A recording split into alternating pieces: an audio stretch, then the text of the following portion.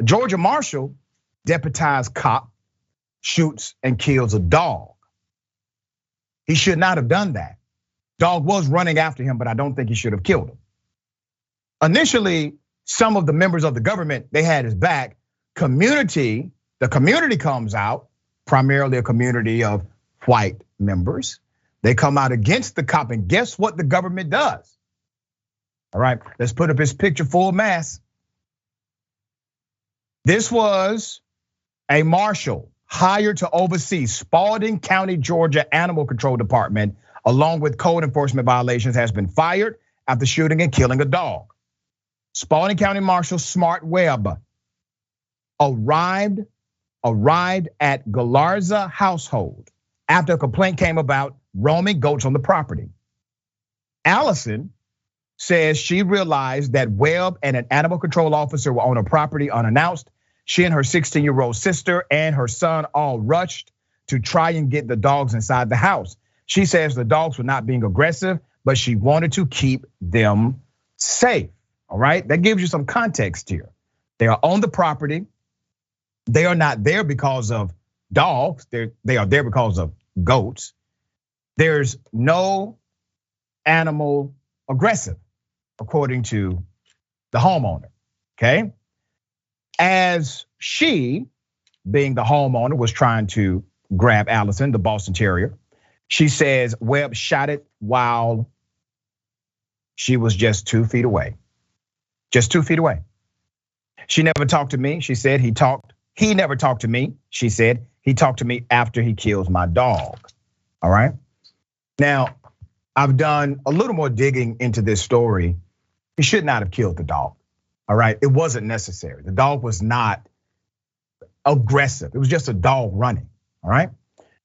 Let's put up the county manager. I'm going to give you some background to this. County manager Steve Ledbetter says, and I quote, Miss Isabella's pit bull aggressively ran toward the marshal in a way that led the officer to believe he was going to be attacked. The marshal took measures to protect himself from the dog attack. She denies that her dog was aggressive. She also says she doesn't own a pit bull. All right. So initially, the county manager, they come out, they defend the guy. All right, he's one of us.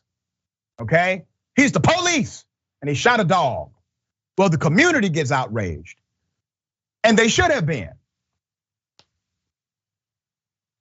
But do you think they would have been outraged if an unarmed black man was running toward that same cop? Maybe somebody with a mental health issue. Do you think the entire government would have completely changed their minds because the community spoke out? Let me give you some more background.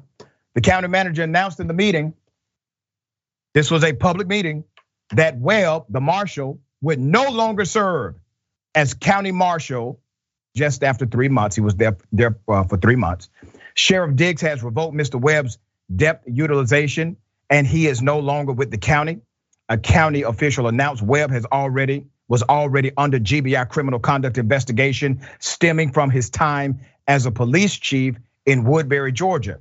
Now, let's put up the picture of the marshal again. Let's put him up.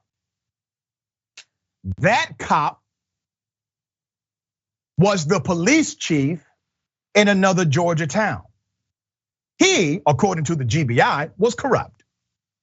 So he leaves that jurisdiction under investigation by the Georgia Bureau of Investigations, and Spalding County, they decide to make him their marshal. Please understand this. They knew he was corrupt. They knew he was under investigation. They knew this was a problematic hire. He kills a dog and everything in his life changes. Let me remind you of how sometimes animal lives are more valued than black lives. White, blue, and furry lives matter more than black lives tragically cut short on the daily. Seriously, why would black Americans think our lives matter in a country that cares more about abused chickens than a black woman killed in police custody after routine traffic stop? Demands of justice for Cecil and the Lion and others. the whale, and Pinky, the flamingo, a silence for Sandra Bland. That's from Alex Ford. So if you get some time, look at the story as well. Beyond this segment, what you will see is an entire community of white men and white women mobilizing against this Marshal because he killed a dog. He should not have killed that dog, but he never should have been hired. He never should have been hired to damage that family in that way. He never should have been hired to even be in that position. But the irony of the story is this: while I agree with the firing, that should have been the call on day one, not defending him, but immediately firing him.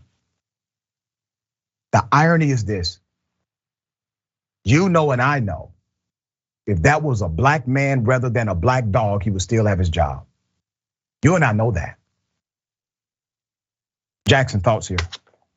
So yeah, as you pointed out, a four-legged family companion has more precedent over the lives of black men because of imagery, because of culture, because of messaging. Dogs pose no threat to the community. They make the family household better. They, give us companionship. They give us something to love. But black men are criminals, and every time they see black people on TV, it's probably a music video, or it's probably Fox News, or it's probably Newsmax complaining about Juneteenth, or something along those lines. So, and again, this guy was hired, he shouldn't have been hired, but he was hired because he would have been less to train. He was a veteran. He already had his stars. He already knows what to do. He's part of the brotherhood. So this is just how it goes. But, it's good that he got fired for it. But absolutely, this would have been a much more drawn out process had he shot a black man, or he just would have remained on the force.